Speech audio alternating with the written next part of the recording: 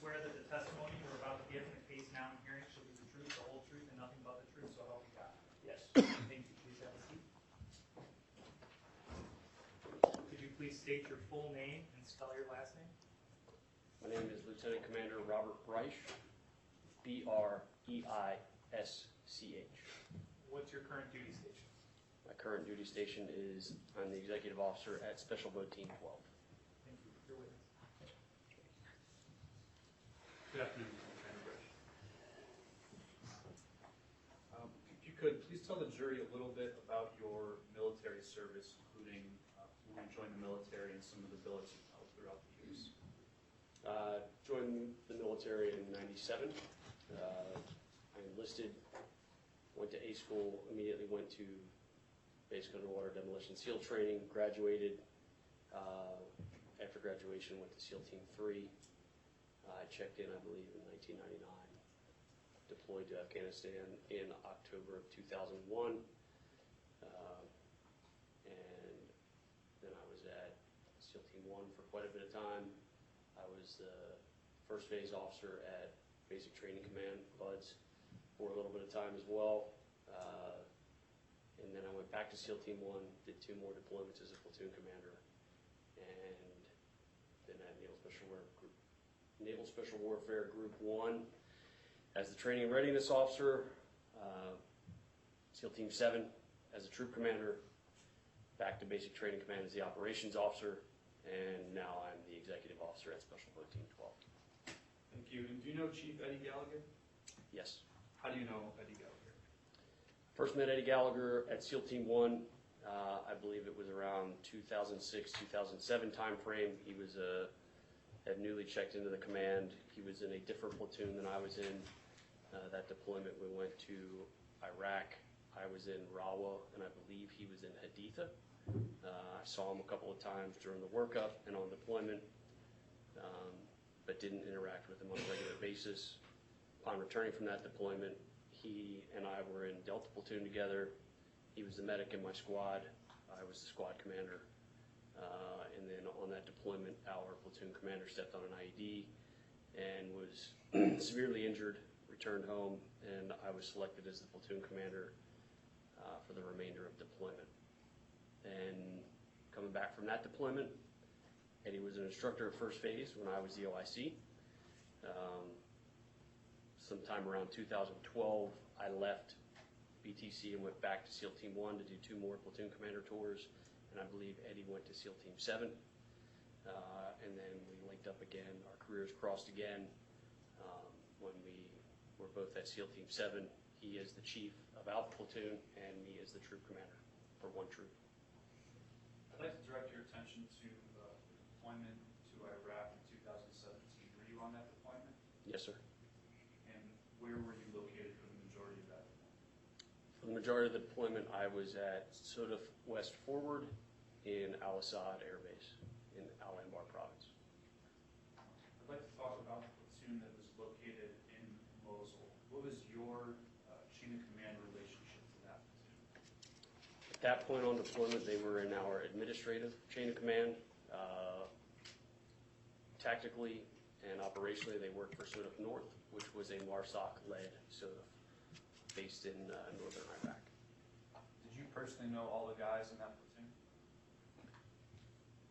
I believe so. What was the general experience level for a lot of the guys in that platoon? I would say most of the guys in that platoon were on the junior side and did not have combat experience, or if they did, it was very limited. What about Chief Gallagher? Chief Gallagher was a seasoned combat veteran at that point. Why do you say that? He had done multiple deployments to Iraq and Afghanistan. Were you in Mosul for any portion of that deployment? Yes. Do you know approximately when that was? That would have been late June and early July for 10 to 14 days. What did you observe in the platoon while you were there for those 10 to 14 days in late June and early July? At that point, the platoon was involved in assisting the clearance of Mosul. They were partnered with the Iraqi Emergency Response Division commonly referred to as the ERD, but they would sometimes go out and partner with other Iraqi security forces. In general, what I noticed, the platoon appeared to have been working hard, sustained combat up to that point. I forget how many months that was into deployment, but they'd been there for a while. They looked good. The platoon looked like they were doing well. The SOTF North leadership had high praise for them and their performance, as did their partner force. Is there anything else? Sorry, did you have the opportunity to observe Chief Gallagher lead his guys? Yes, I did. And how would you describe his leadership style? He's what we would refer to as a deck plate leader. He's hands-on. He leads by example. Did you observe anything that you would consider tactically unsound or concerning to you in any way? No, I did not. What was the general tone of the platoon at this point that you observed? I would say the general tone of the platoon, it was good. The guys were, for the most part, happy to be there working, happy to be putting to use their training. But there was, I noticed some elements of what burnout, for lack of a better term. Guys making comments like they wish they had more time to work out, stuff like that. Was this a typical mission set for Navy SEALs? I would say no. It's not what we normally train to do, but at the same time, we don't often get called on to do what we're trained to do. I mean, I don't know how many units trained to work through a partner force, but it's what we were tasked with, so that's what we did. While you were in Mosul for those couple of weeks, did you observe or was anything brought to your attention regarding Chief Gallagher, any displeasure with him? No. Was anything reported to you while you were there? No. Would you consider yourself an approachable leader? Yes, I'd like to think so. Why is that?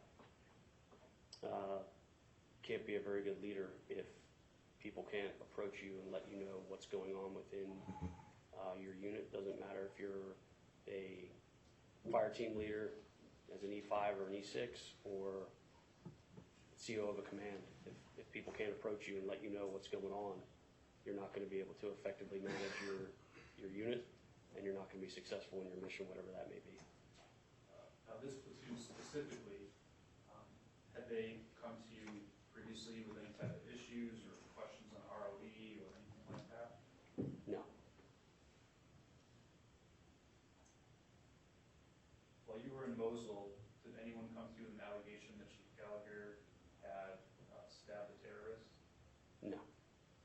Did anyone come to you with an allegation that Chief Gallagher had shot a 40 or 50-year-old man? No. Did anyone come to you making an allegation that Chief Gallagher had shot at a younger girl? No.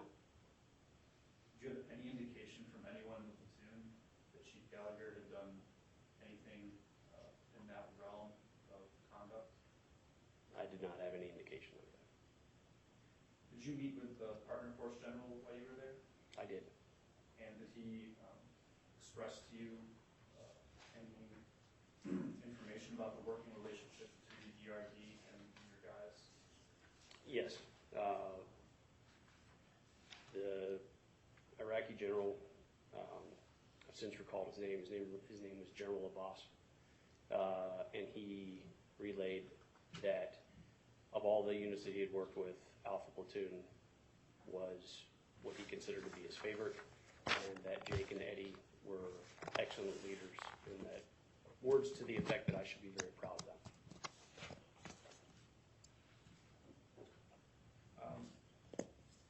General picture in Iraq in this time period, did you observe any ISIS propaganda campaigns in 2017? Yes. And can you explain that a little bit to the jury? Well, it depends on how much time the jury wants to sit here, but in general, ISIS propaganda is very effective, and it ranges from everything from fear and intimidation to we're here to be your friends. don't trust the infidels, everything from they'll provide food and medicine to if you don't come work with us, we're gonna chop your kid's head off, put it on a steak, and feed you the hamburger meat. So I think if you want me to elaborate, I can, but. No, but thank you, sir. Is it fair to say that if there was a civilian casualty, whether it was ERD or anyone, whatever it was, they would usually seize those opportunities to create some type of media attention? Yes, I would think so. Did this platoon in Mosul ever report to you any type of civilian casualty incident? Yes, but that was towards the end of the deployment. I forget exactly what was going on, but I know that they had switched from the clearance of Mosul to the clearance of Tal Afar when I received a phone call from Jake Portier indicating that they had had a civilian casualty incident. They initiated a kinetic strike with a switchblade, which is, for those who don't know, it's basically a flying claymore. When they initiated the strike, they thought that they had a good target. An ISR operator called out CivCaz in what I believe was a Merc chat room. They were recalled from the base, or they were recalled from the FLOT, at which point they had a chance to see the ISR feed, and they realized that they had had a civilian casualty or multiple civilian casualties. And just to be clear, that incident has nothing to do with the facts in this particular case, right? Correct. Was there any hesitance from the platoon to come to you with that information that there had been a civilian casualty? No. To the best of my knowledge, Jake Portier notified me via telephone as part of his ADCON chain of command immediately after coming out of the MARSOC operations room, talk or whatever they referred to it as. But I don't think he even had the full details at that point. He wanted to make sure that he got ahead of the reporting so that people who needed to know knew as soon as possible. Now, following deployment, when was the first time that you had heard any grumblings about Chief Gallagher? The first time that I heard grumblings of displeasure probably would have been September to October timeframe, to the best of my memory. And what type of displeasure was brought to your attention at that point?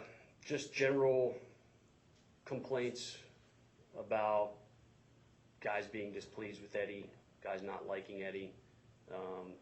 Are you referring to the first time I interacted with SO1 Miller, or? Yes. Okay. The very first time I interacted with SO1 Miller, I had detached from SEAL Team 7. I was serving as the operations officer at Basic Training Command. Craig Miller came into my office and asked if it was true that Eddie was supposed to get the Silver Star and a Purple Heart. I asked him why, because I thought that was out of the ordinary, that he would be concerned with the level of award. He made a statement to the effect of the award was based on lies, Eddie didn't deserve it, he couldn't in good conscience allow Eddie to get that level of award. Guys won't tolerate it, and they wouldn't sit by and contribute to the legend of Eddie Gallagher. Who put Chief Gallagher in for that award? The way the awards process works, it was submitted through the platoon, sent to me from Jake Portier, and then the award was boarded at the SEAL Team Command level, and then was submitted to Naval Special Warfare Group 1. To the best of your knowledge, was any part of that award untrue? To the best of my knowledge, no. There was no part of that award that was untrue. If parts of that award had been untrue, would that have changed the award or knocked it back down, or would there have been some process to fix that? Yes.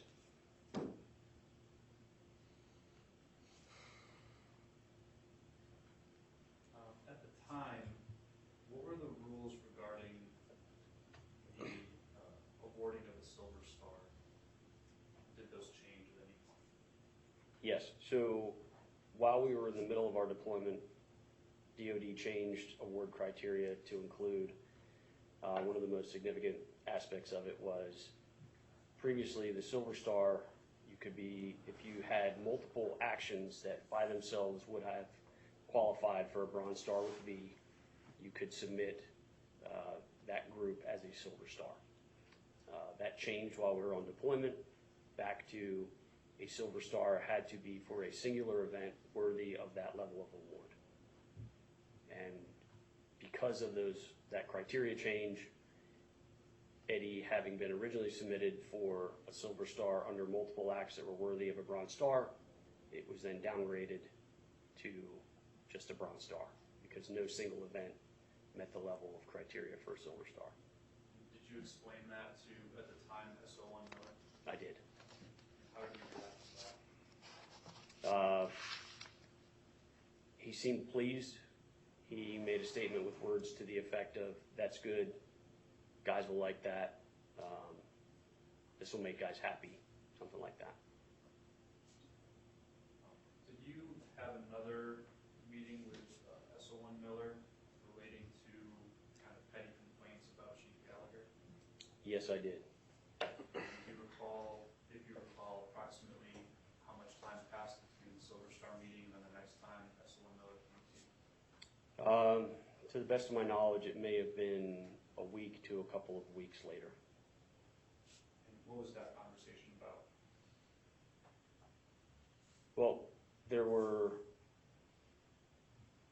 multiple conversations over the ensuing months, and if I remember correctly, the next complaint from Craig was centered around the fact that he didn't like that Eddie was going to be promoted to senior chief. And so he asked, is it true that Eddie's going to be promoted to E8? And I told him I couldn't speak, I didn't know for certain, but he probably would be promoted to senior chief because he was the #1 ranked chief at SEAL Team 7. He had a successful combat deployment. He had met all the criteria. He was a good candidate for promotion to E8. And Craig expressed displeasure at that. At this point, what was your personal opinion on the complaints that were being brought to your level as a lieutenant commander? Craig's complaints centered on petty issues, personal issues. He said things like, Eddie stole my sunglasses. Eddie didn't pay for a haircut. Eddie stole from care packages. He stole my energy drinks like Monsters or Red Bulls or something like that. He said that Eddie isn't fit to lead. He has no business being a leader, being a chief or a senior chief. He couldn't let him be a troop chief. So they were. I would categorize them as personal, petty, and centering on tactics and leadership type issues. Did you explain at any point to SO1 Miller what type of things should be brought to your level? Yes, I did. I told him in no uncertain terms that if those were his concerns, that he should address those through the enlisted chain of command. It should be handled within the chief's mess. And in subsequent meetings, when he appeared to not be able to let it go, I told him I started to get the feeling that perhaps there was more to this, and that... Let's stick on this instance just for a moment. Sure. Before we fast forward. During this conversation about the missing energy drink, sunglasses, did you inform him that if he had a legitimate complaint that he should tell you at that point, something beyond his chief's mess level? Yes. And did he give a complaint to you in any way? He did not. I remember words to the effect of, if there's anything criminal, you have a legal and moral obligation to report it. I remember words to the effect of, if there is something that would garner the level of attention of CNN or an Atlantic Monthly article, that it needed to be reported. And his response was, no, nothing like that, or words to that effect. Okay, he doesn't mention stabbing of a terrorist. No. Doesn't mention the shooting of a guy 40 to 50 years old. Nope. No, No complaints that Chief Gallagher was willfully discharging his firearm at civilians? no. But you told him in that moment that if he had those types of things, he should just tell you right then, right? Absolutely. Did you talk to him about what type of evidence might make a claim like that legitimate, that would warrant some type of investigation? Yes, I did. What did you tell him about that? I told him that if he had physical evidence, such as pictures or video, I told him that if he had written or verbal allegations, they could be made to me or any other member of the chain of command. I told him he could write an anonymous letter and leave it on somebody's desk. He could use an email, he could call an NCIS or a JAG tip line. I gave him multiple venues that he could report a complaint. At that point, did he say, oh, actually, we do. We have all these pictures and videos. I have tons of things to show you, sir. No, he did not. Did you explain his reporting options to him? Yes. What did you tell him? What I just said, that he could present physical evidence, written or verbal statements to me or anyone else in the chain of command. That he could write an email, he could leave an anonymous letter on my desk, he could go across the street to Group 1, he could call NCIS directly or write them. Told him I'm pretty sure they got a website, anonymous tip lines, that sort of thing. Did you give him any examples of the types of things that should be brought to that level? Yes, I believe I gave him examples of things like if he had an accusation that Eddie had killed women and kids, type of thing.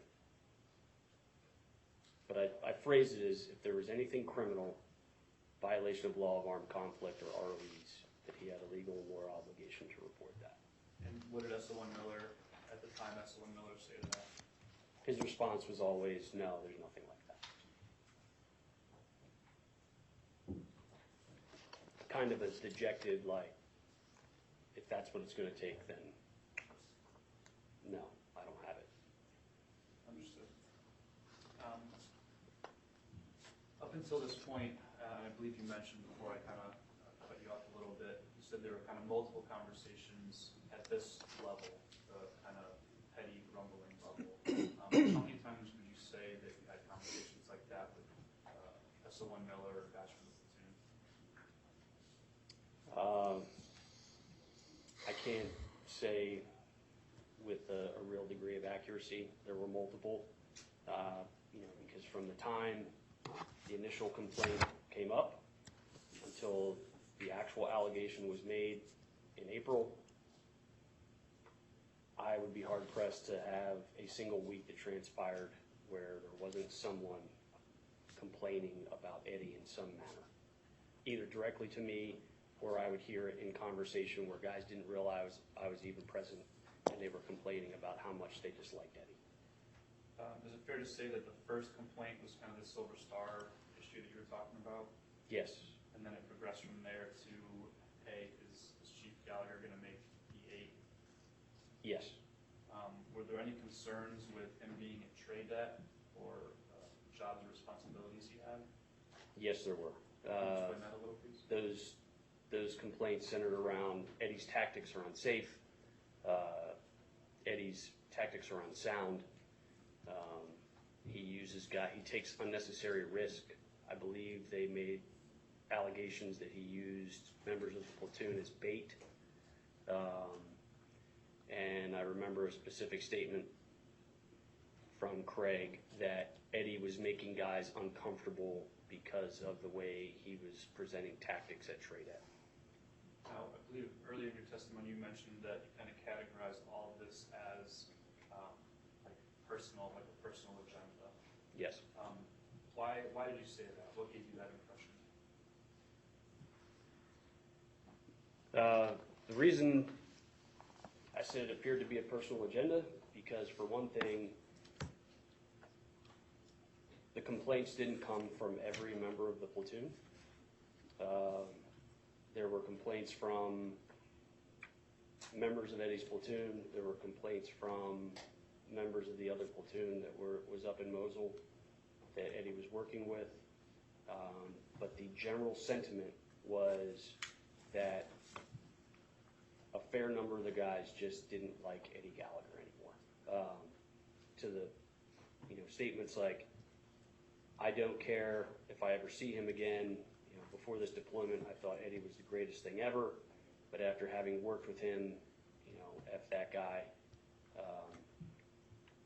I don't want to ever work with him again. I'm just happy to be moving on with my life. At some point, these petty theft and these rumors, did you feel eventually they were kind of just getting out of control? Yes. And at that point, did you make it a point to pull in SO1 Miller and Lieutenant Portier? Yes, but before I even talked to Lieutenant or SO1 Miller and Lieutenant Portier together, I believe at one point I spoke to Eddie and to Jake, and I asked what was going on. They said they would handle it. I want to say that was back in the fall, September, October timeframe, where I said, guys were complaining.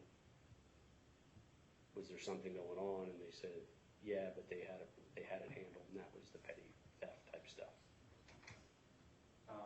And actually, I'll rewind a second. Before you talked to SO1 Miller and Lieutenant Portier, did you consult any leadership or JAGs about how to handle this, whether you've had enough for an investigation at this point? Yes, I did. I talked to several mentors, active duty as well as retired mentors. The guy who's the deputy operations officer at Basic Training Command, retired SEAL, senior chief, possibly master chief, I can't remember. But and I also spoke to the JAG at the Naval Special Warfare Center, as well as some other senior leaders, and presented what I had, told them kind of this leadership issue that I was dealing with, where guys were complaining, couldn't seem to let things go, but were unwilling to come forward with any actual allegation of wrongdoing that would very easily elevate this to the next level. And so was the conclusion at that point that without more, an investigation really wasn't appropriate? Yes, I want to say by the time all was said and done that I spoke directly to 3 separate JAGs and several other members of the community. And everyone, the advice was the same. It amounted to hearsay, complaints, but without an actual allegation or physical evidence that there was no basis to move forward. And so at that point, did you then pull in SO1 Miller and Portier to talk to them about that? At that point, I pulled in SO1 Miller, and I told him, after consulting with Senior Chief Alizali, that I wanted to bring in the entire platoon, and I wanted to, for all intents and purposes, force them to play their cards. If there was something there, I wanted to hear about it. If there wasn't, that this needed to stop. Did you have a meeting like that? Yes, we did. What happened at that meeting? I don't remember how many folks were there. It wasn't the entire platoon. I remember being displeased with Craig that he did not bring in the entire platoon. But I said exactly that. I said, you guys have been talking. You've been spreading rumors at work, apparently out in town, and I don't think you guys realize what it is that you're doing here. But kind of, you're complaining a lot, making me think there's something not quite right. But if there's a criminal act, there's a violation of law of armed conflict, there's a violation of the ROEs, you have a legal and moral obligation to come forward and present that. Did anyone come forward in that meeting? They did not. At some point, did you talk to SO1 Miller and Lieutenant Portier about how there wasn't going to be an investigation based upon the lack of anyone coming forward with real evidence? Yes, I did. After that meeting, I gave Craig and the kind of group of guys that were displeased. Forget how long I gave them, but I said, think about it.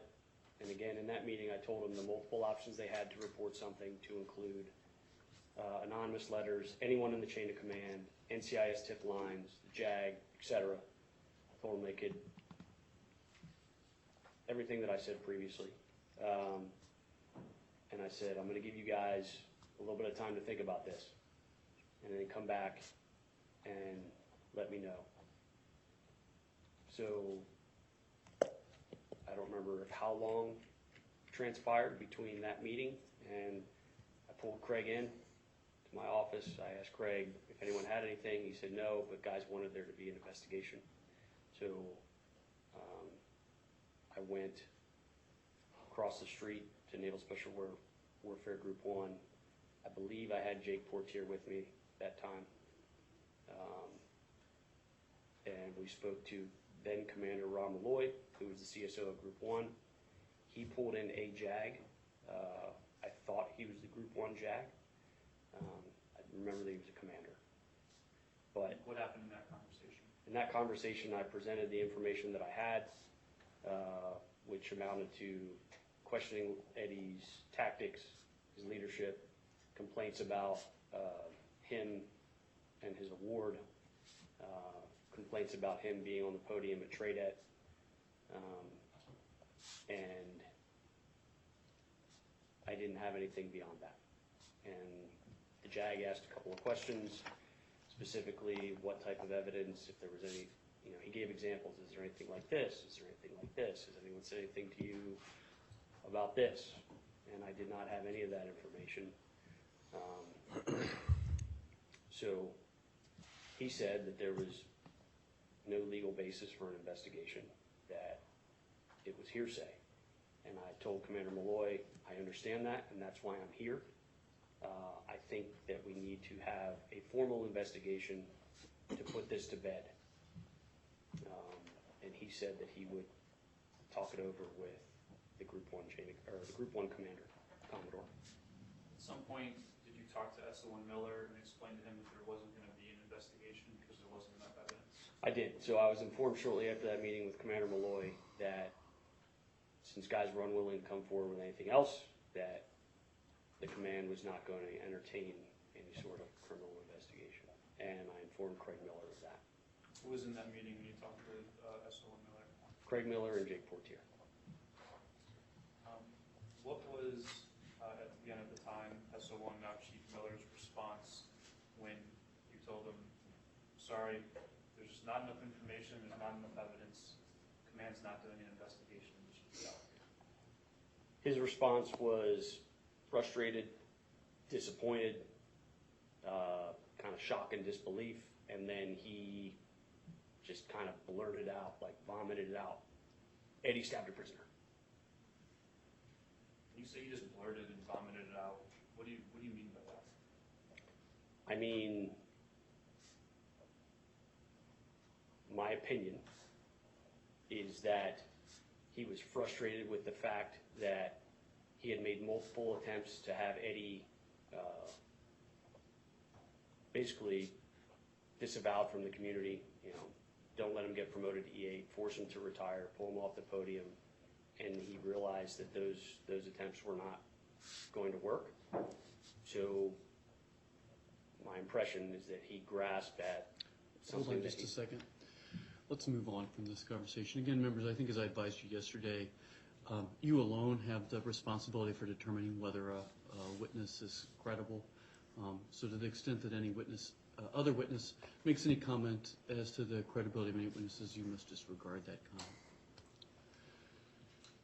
Please proceed, defense. Thank you, sir. Do you recall the time frame of this conversation, sir? Yes. I believe it was April 6th. Was this the first time that you had heard any criminal allegation regarding stabbing? Yes. Did you later come to find out what time frame Chief Miller was talking about this stabbing occurred? I did. When was that? I found out much later that the incident that he was alluding to occurred in roughly May of previous year. And so is it fair to say that when, at the time SO1 Miller brought this to your attention, it was almost a year later? Correct. 11 months to a year. Is it fair to say that there had been approximately 5 months of conversations where you had asked him, hey, if you have something legitimate, let's hear it? Yes. Before ending that conversation with, at the time, SO1 Miller and Lieutenant Courtier, did you give them any advice about talking to each other? I did. What was that? I told them they should knock it off. And what did you mean by that?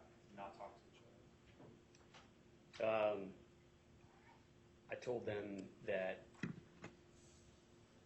you know, the military does not look kindly on subordinates attempting to manipulate the chain of command for a personal agenda. I told them there's UCMJ articles prohibiting that. I told them that basically it amounted to almost a mutiny sort of thing. I told them that there was a time in the military and in the SEAL teams when behavior like this could result in them going in front of a DRB and losing their tridents for spreading rumors and attempting to manipulate the chain of command. Do you have concerns at all about them affecting each other's testimony by continuing to talk about the case and stuff like that? After the allegation was made by Craig, yes, I did. I told them to make sure that they did not talk to each other about the aspects of the case. I said, this is now up for the investigators and the lawyers to figure it out. I think I said the JAGs, but you know, the intent was, don't skew the facts. Don't make it a he said, she said. Focus on, let the investigators do their job.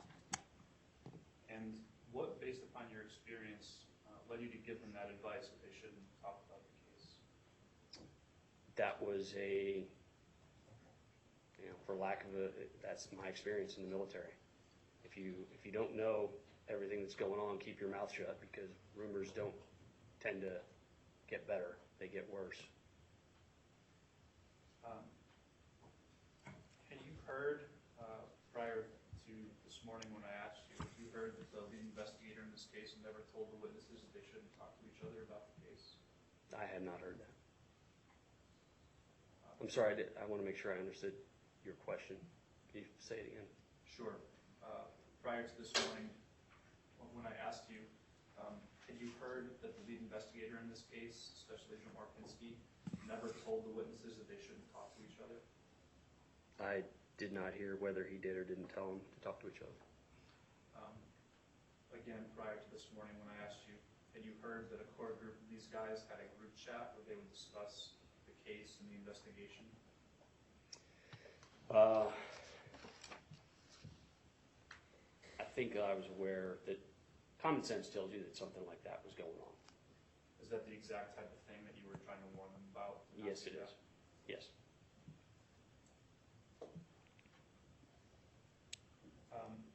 When, at the time, SO1 Miller informed you and kind of blurted out and vomited, Eddie stabbed the guy, what did you do? What did you do with that information?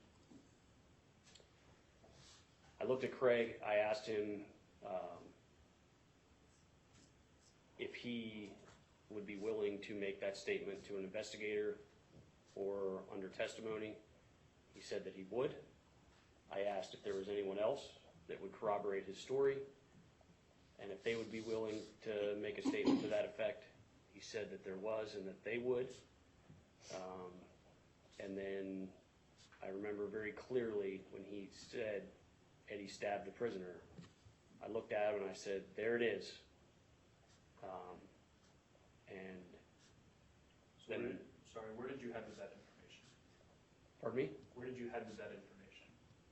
Where I immediately began drafting what we call a 5W, which is a notification to the chain of command of wrongdoing in this case, violation of law of armed conflict. Began drafting an email. And just to be clear, this was the first time that you had heard any type of allegation like that? That is correct. Had you ever been told by now Master Chief Elizawi about any type of alleged stabbing or shooting prior to this date when S.O. Miller told you? No, that's the sort of thing I think I would remember.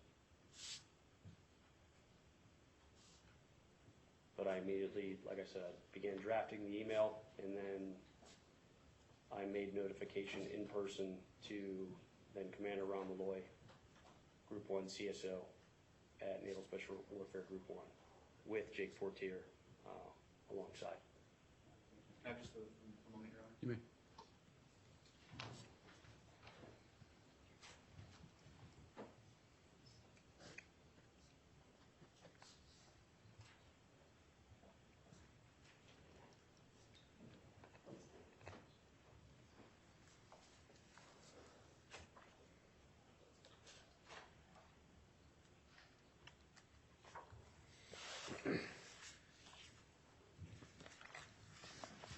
Just one more thing, sir.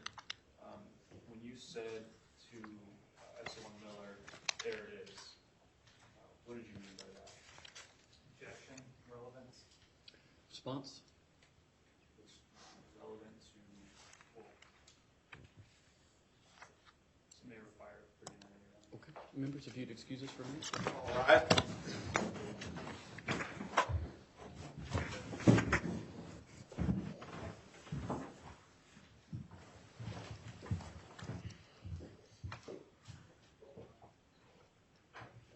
Everyone, please be seated.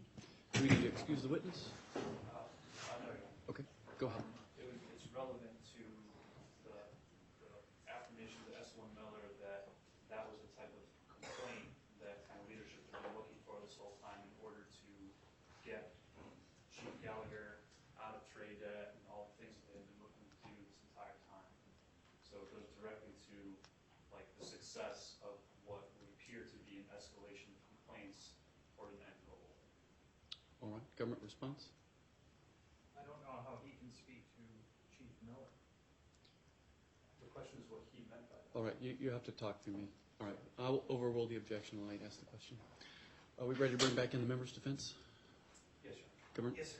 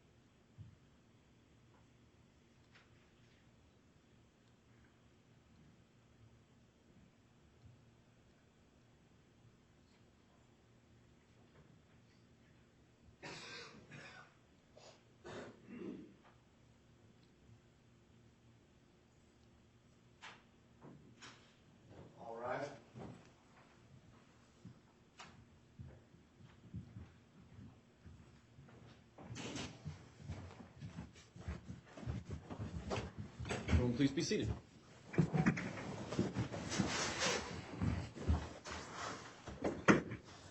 Members, I overruled the objection. You may proceed.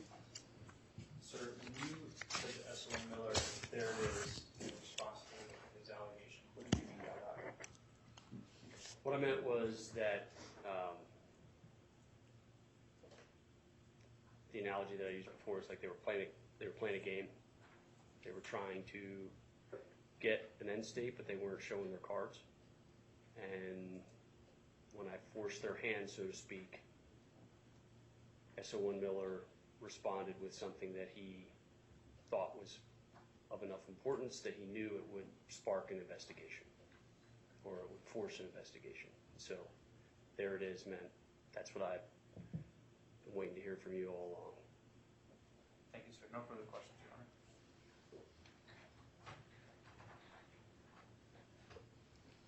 Cross? Sir, may we have a brief restroom break before we continue? All right. Members, we'll take a short recess. If you'd be back in your deliberation room by a quarter after the hour, I would appreciate it. Members, we continue with the examination of Lieutenant Commander Bryce. Go ahead, Government. Thank you, sir. Commander Bright, you've known Chief Gallagher for at least the last 10 years. Yes, I think that's correct. And you've deployed together on several occasions. Yes. Would you say you and him are close? Yes. You don't want to see him go to jail. Nope. You don't want to see him found guilty. I want to see the truth come out. How long have you known Master Chief Alizawi? I don't recall when I first met him, but I've known him on and off for at least 5 years, if not longer. And at SEAL Team 7, how long did he work for you? 2 years. Over that 2 years, did you have problems with Master Chief Alizawi? Did we always see eye to eye? Did you have any problems with him? We didn't always agree, but I wouldn't classify it as problems. You're saying Master Chief Alizawi did not tell you about the stabbing of a prisoner in October of 2017. I'm saying he did not. That's the thing I think I remember.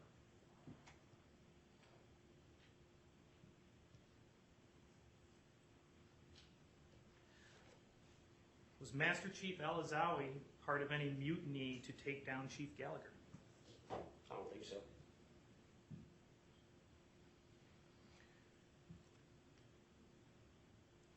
Now you,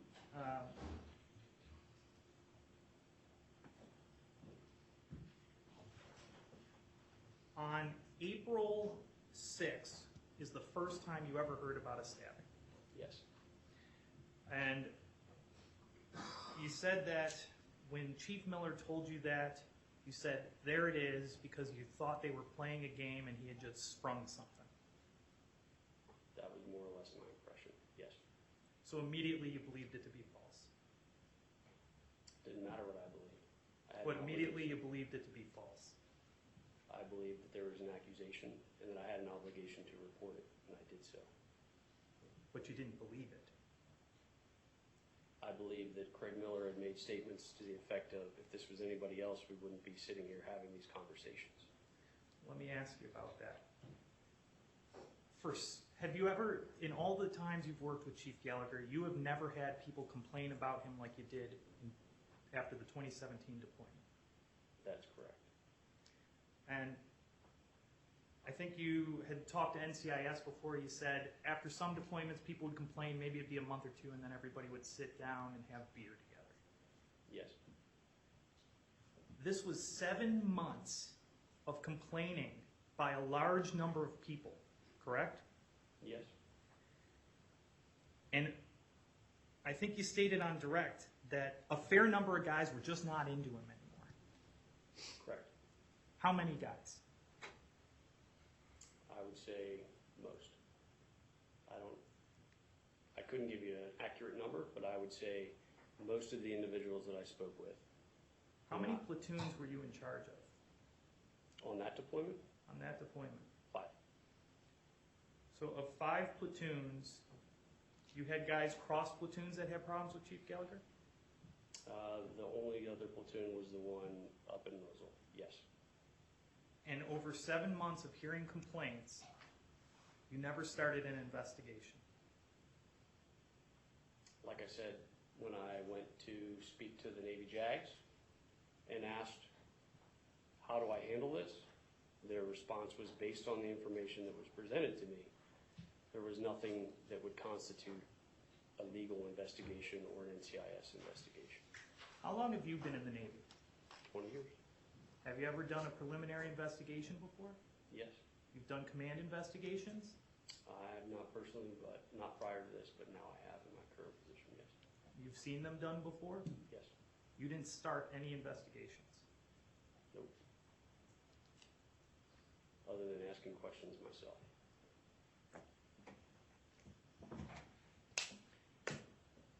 Now, on 6 April, you heard about a stabbing of a detainee in Iraq, but on 5 April, you actually contacted Chief Gallagher and told him that you had talked to your chain of command to start an investigation.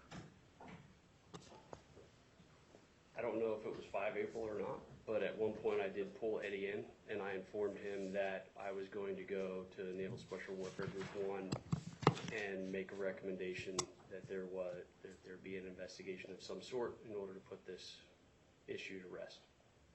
Okay, so you talked to NCIS about this case? At that point, No. In this case, have you talked to NCIS? yes.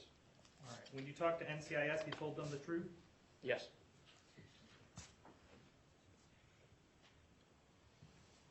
And you were asked, so let's get back to that. You said that you told, so if Miller came in on the 6th and reported this issue, you talked to Gallagher on the 5th. What was that conversation? And you responded, on the 5th, I told him that. Yeah. I want to say on the 5th, I told him that I had gone over to group and recommended that there be a preliminary investigation as to whether there was criminal allegations or just the kind of the pettiest stuff. That's possibly true, yes. Because that was after I spoke to Commander Malloy and told him that I was going, or that I recommended an investigation to Commander Malloy. Even though you had never heard about a stabbing. That's correct. Now, you had heard about pictures being taken with a dead ISIS prisoner. I had heard of a re-enlistment ceremony. Actually, at that point, I didn't even know it was a re-enlistment ceremony. I had heard of pictures being taken next to a dead body. Yes. Well, you knew that in June or July during the deployment, correct? I don't remember the exact date, but I am pretty certain that I knew of it during the deployment, yes.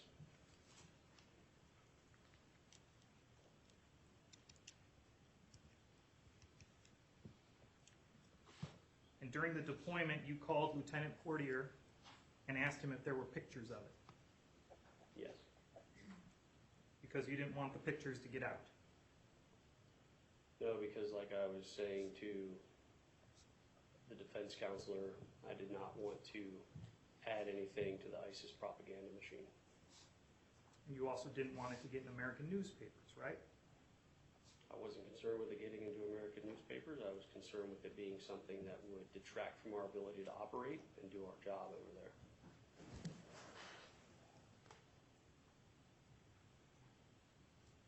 But, no, probably not the type of thing that you want in American newspapers either. And at the time, your impression was that the person the re-enlistment ceremony was done over was just a body that had been found in the area. I believe so, yes. And Lieutenant Portier had told you that either all pictures were destroyed already or there were none. I believe that's correct. But you knew to call him and ask him if there were pictures. Yes. Who reported that to you? I don't recall. Could have been Senior Chief Alazawi. That would make more sense.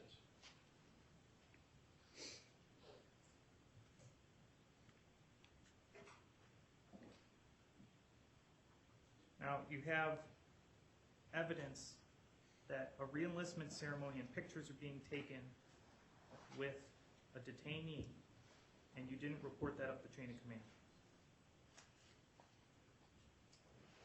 I don't recall that I had evidence that pictures were taken with the detainee.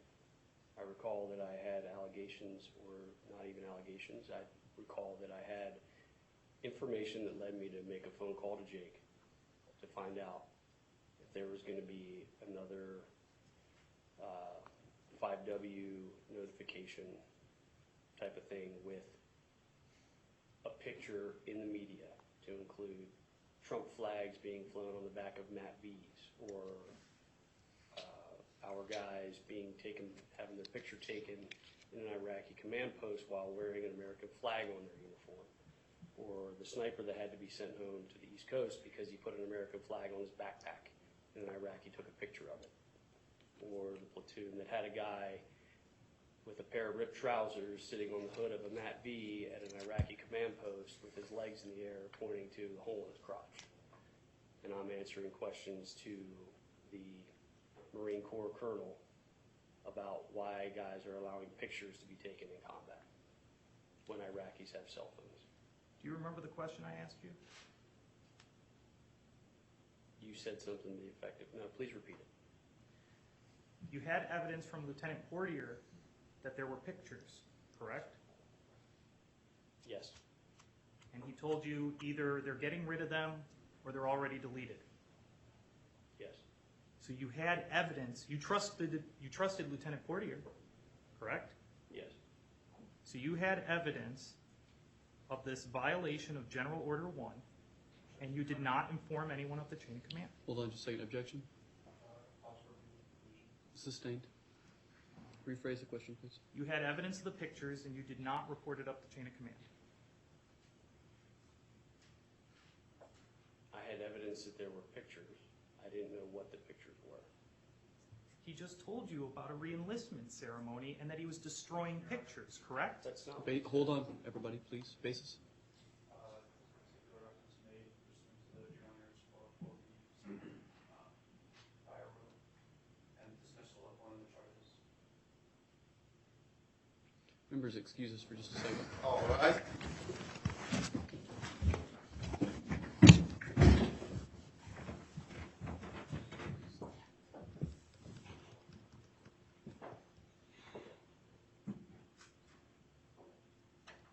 Everyone, please be seated. Sorry, Lieutenant Giannone, I think I'm just confused. I believe the question was just regarding he had pictures of a re-enlistment ceremony involving a dead body. And do you think that violates the 404B rule? Yes, Your Honor, the re-enlistment ceremony part has already been determined by this court that that's not relevant to the charge, that it's just inflammatory to numbers and not permissible. No, I think my prior ruling wasn't on just the information about the re-enlistment ceremony. It was that at the time, this was last week, but they were getting into discussions as to whether or not persons had opinions as to the re-enlistment ceremony being prejudicial, good order, discipline, or service discrediting, and I sustained your all's objection to that.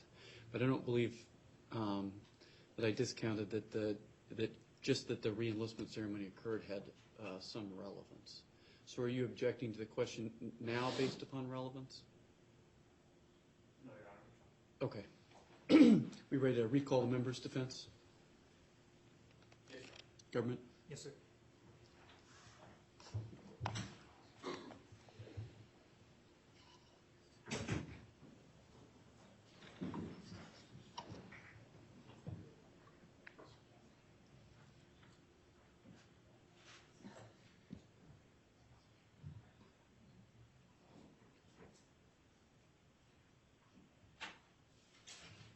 All right.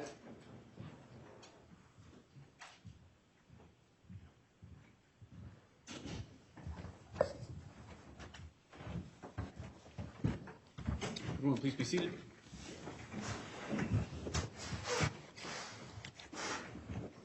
Members, the objection was withdrawn. Go ahead. So Lieutenant Portier told you that the pictures were being destroyed, and you didn't report this to anybody. No, I did not.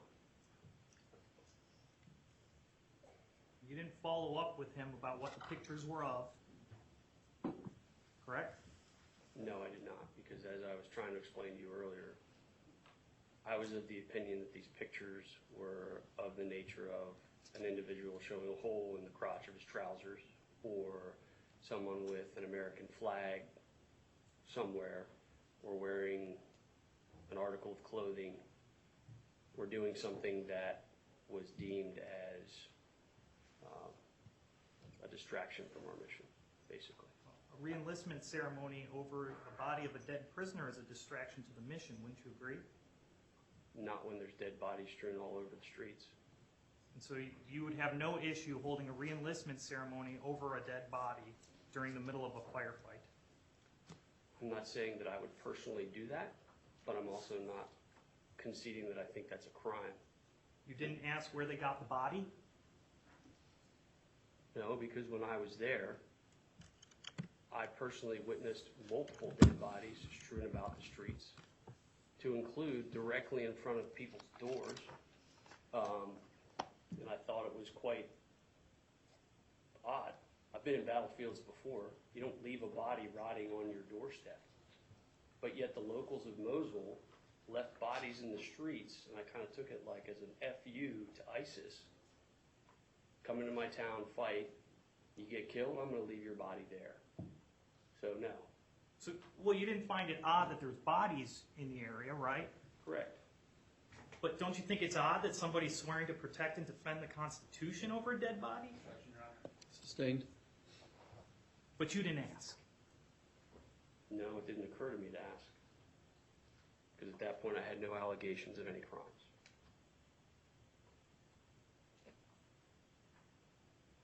And that's just based on what Lieutenant Portier told you. That's based on nobody reported a crime. Well, somebody told you about the re-enlistment ceremony and someone told you about the photos, which is why you called Lieutenant Portier in theater, correct? That's correct. But you don't know who that was. I don't recall. That was several years ago. Close to 2 years ago, I think. So common sense would tell me it was probably Brian Alizal. In that conversation, you told Lieutenant Portier, delete the pictures, didn't you? I don't recall if I told him to delete the pictures. I know that I didn't want to deal with another phone call to the colonel or the general about pictures going out in ISIS media posts. Chief Gallagher's Silver Star was not awarded by January of 2018, correct? Probably, correct. And he was removed from SAUC in January 2018. I don't know. He wasn't at TRADET anymore, correct? Again, I don't know. I don't remember.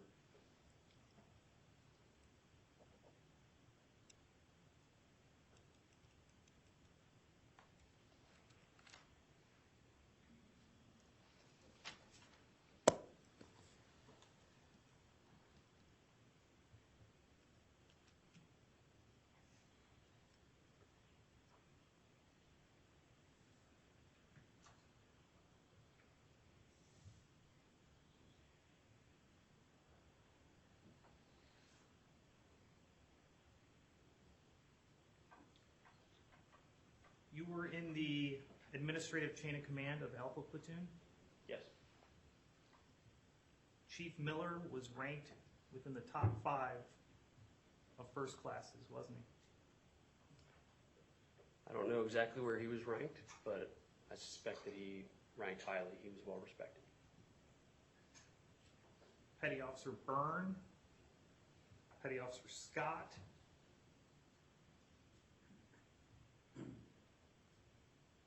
all had outstanding evaluations when they left the command. That's correct. Petty Officer DeLay, Probably. Petty Officer Tolbert. If you're asking me, do I remember where these guys were ranked at the end of that deployment, I don't know. And in fact, I detached from the command before they were ranked, probably. So, but if you're asking me Did that platoon have a good reputation? The answer is yes. And in November of 2017 is when they received their evaluations. Fair enough. I detached in September of 2017.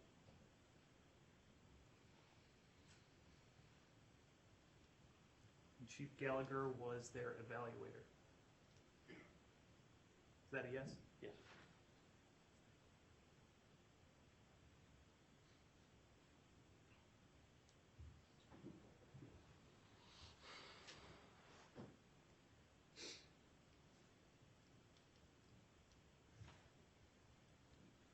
You said that you were aware of an application on behalf of Chief Gallagher for a Purple Heart.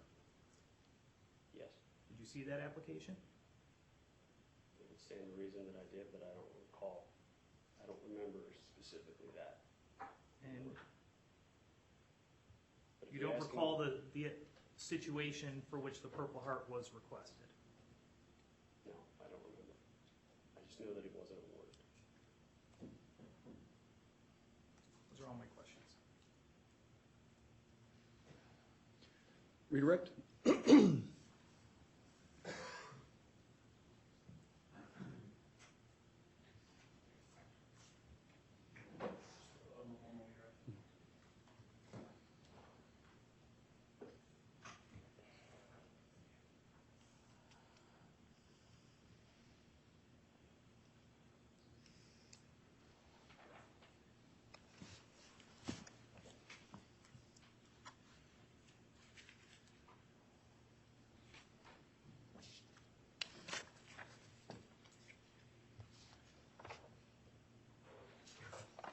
Sir, the government just asked you about an interaction you had with Chief Gallagher where you informed him that there might be an investigation heading his way regarding the chief's mess level rumbling type stuff. You recall that? Yes. What was Chief Gallagher's reaction to you informing him that there might be an investigation? His reaction was that he thanked me. Why is that? I think that he was tired of the rumors and the hearsay, the emotional turmoil of dealing with this. I think at one point he had even made a statement to the effect of he was going to initiate an investigation of it himself to clear his name. Thank you, sir. No further questions, Your Honor. Cross? Nothing further, Your Honor.